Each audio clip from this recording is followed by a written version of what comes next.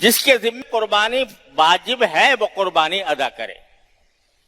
اور ایک حدیث میں آتا ہے کہ رسول کریم صلی اللہ علیہ وسلم کی طرف منسوب ہے کہ آپ نے یہ فرمایا کہ جس شخص کے اندر استطاعت ہو قربانی کرنے کی اور وہ قربانی نہ کرے تو ہماری عیدگاہ پہ بھی نہ آئے، عیدگاہ کے قریب بھی نہ پھٹکے.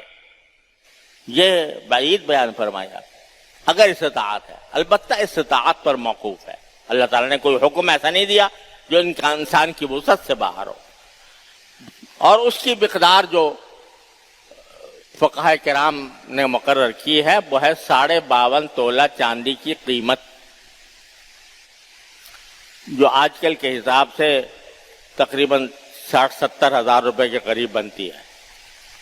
اگر اتنے پیسے آدمی کے پاس موجود ہیں یا اتنے پیسوں کا سونا موجود ہے تو پھر اس کے اوپر قربانی واجب ہو جاتی ہے. یا اس کے پاس نقد رکھے ہیں، چاہے اس پر سال بھی نہ گزرا ہو اور چاہے وہ زیور کی شکل میں ہو یا ضرورت سے زیادہ سامان کی شکل میں ہو تو قربانی اس پر واجب ہو جاتی ہے. تو اس کو اللہ تبارک و تعالیٰ کا حکم سمجھ کر ادا کرنا چاہیے. بعض جگہوں پر اس قسم کے مغالطے ہیں یا غلط فہمیاں ہیں کہ بھئی شوہر نے کر لیا تو بیوی کی طرف سے بھی ادا ہو گیا، باپ نے کر لیا تو بیٹے کی طرف سے بھی ادا ہو گیا. یہ بالکل غلط بات ہے. جیسے باپ کی نماز سے بیٹے کی نماز ادا نہیں ہوتی، شوہر کی نماز سے بیوی کی نماز ادا نہیں ہوتی. دونوں کا الگ الگ فریضہ ہے. شوہر کا الگ فریضہ ہے کہ نماز پڑھے، بیوی کا الگ فریضہ ہے کہ نماز پڑھے.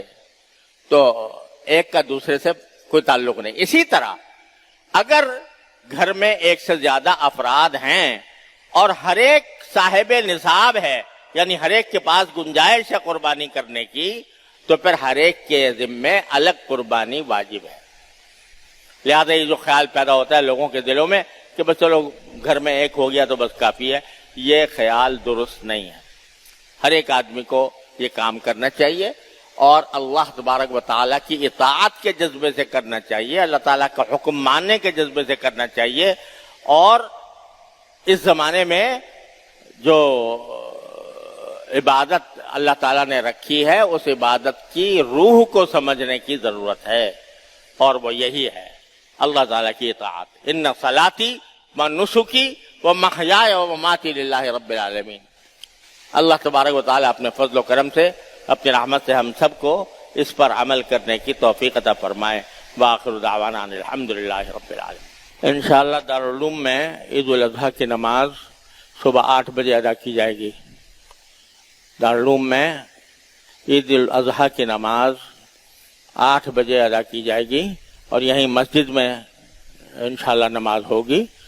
اگر ہو سکے تو اپنے ساتھ مصلی لے کر آ جائیں. السلام علیکم.